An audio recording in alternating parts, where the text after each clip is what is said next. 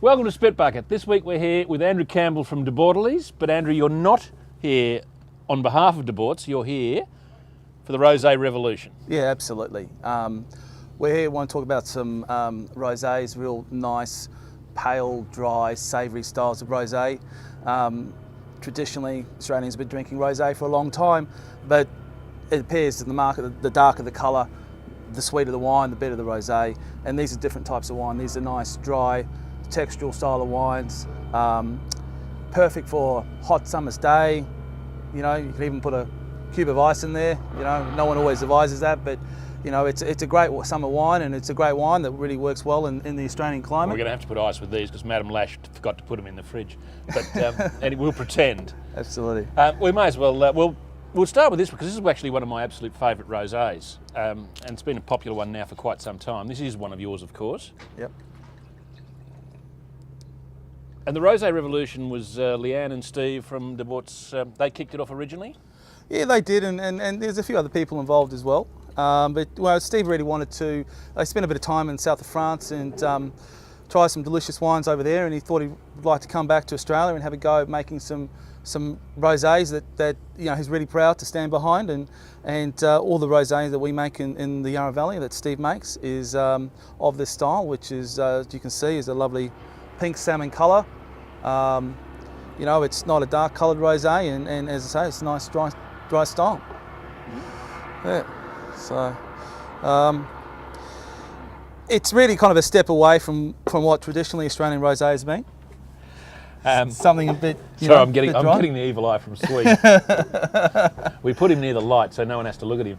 And with that, the moustache hasn't grown any from yesterday, Sweet. But sorry, and I've also got an insect that appears to enjoy this particular rosé.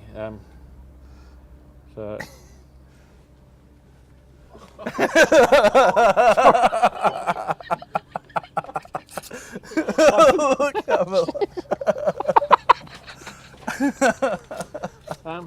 Look, someone's not that happy. No, not at all. Right, sorry, we just forgot we happened to be on the upper story for a moment. Righto, back. We have to start again.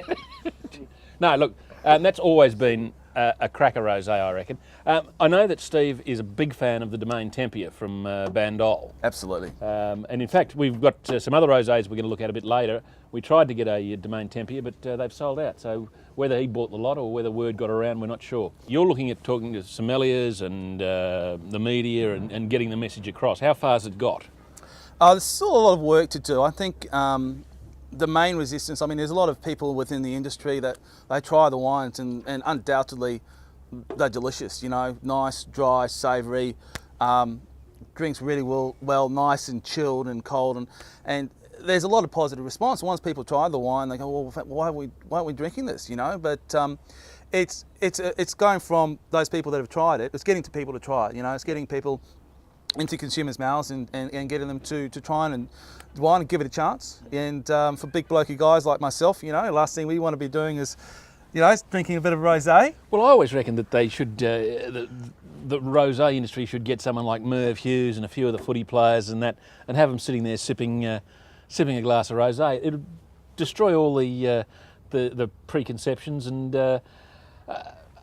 I mean, people don't know what they're missing out on that. I remember we were talking about fishing earlier, and a few years ago for the annual trip up to Fraser, I took a case of mixed rosés. They were the first wines gone. Yeah. I mean, you've got these blokes sitting around covered in fish blood, sipping away on their rosé at 7 in the morning. Not me, of course, but yeah, it was just perfect. It was up there, well, outdoors, beautiful sunny days. And that's the style of the wine that it is. It's a great wine for drink during the daytime, or you know, during the evening, watching the sun go down, or at a nice balmy night. And when it gets in the middle of summer, and you know, February, January, and you're getting up those 35-degree plus days, and the nights are still hitting 30 degrees, you want something that's nice, refreshing, cool, and delicious, easy drinking wine. And that's what the rosé is. It's not meant to be the most complex or the most serious wine. It's meant to be a wine that is enjoyable, but not pretentious, and everyday drinking wine, so that you know you can come home every day and open a glass from the fridge and you know unwind, you know, and that's what it's designed for, really. So That's what he's trying to do. Domaine Tempier, absolutely one of the hallmark wines from Bandol, and that's where he's trying to aspire to be with his wines, not just the Yarra Estate Rosé, but also this other wine here we call the La Bohème. What's the difference between these two wines?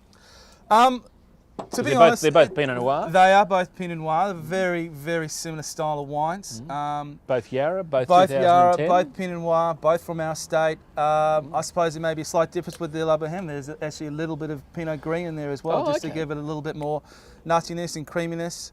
But essentially, they're very similar in style.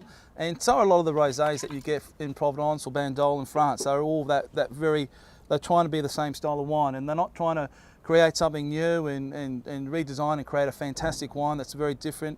They just want something that's that day-to-day type of wine that's just lovely, light and refreshing, and that you can pick up off the shelf and you know what you're going to get. I will ask you the pricing on these two. To the discretion of the independent retailer, it's somewhere between $20 to $25. How is that fence? For the La Bohème, and the Yarra Valley Estate Rosé is similar pricing, maybe $1 or $2 cheaper. So, but you're right. You do see them around occasionally. You can pick it up for sort of 18 or something at some of the stores. Absolutely. Which makes it fantastic value. And the other thing as well I want to mention is the vintage as well, 2010.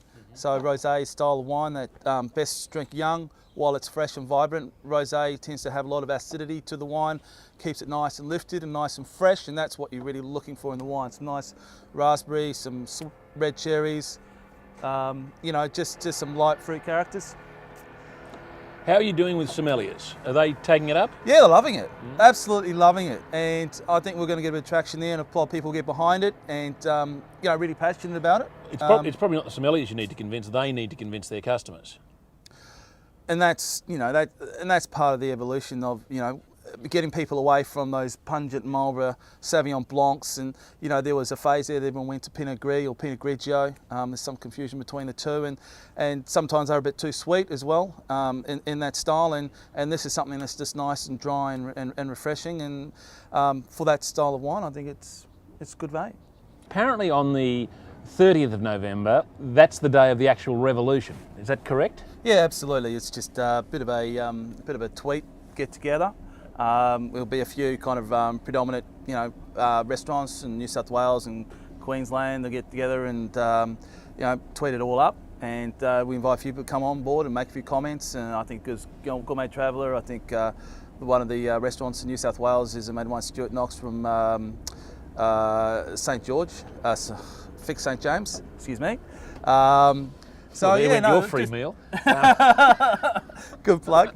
Used to be an old sommelier, mate. Okay. But absolutely. So it's just create a bit of passion, bit of enthusiasm, and just get people on board and try it, because it's just fantastic wine. So if I wine. understand correctly, people are going to go to lunch, try something, and tweet about it. How is that different from any other day? Well, I'm not all fay about social networking and tweeting, but I'm aware of what's going on. So it just adds to the momentum and gets people a bit more passionate and interested in trying something. Andrew, thank you again for coming on Spitbucket. Pleasure, thank you very much. It's been delightful to have you here to talk about not only your rosés but the revolution. Remember, on Spitbucket, we spit so you don't have to. Cheers and go the revolution.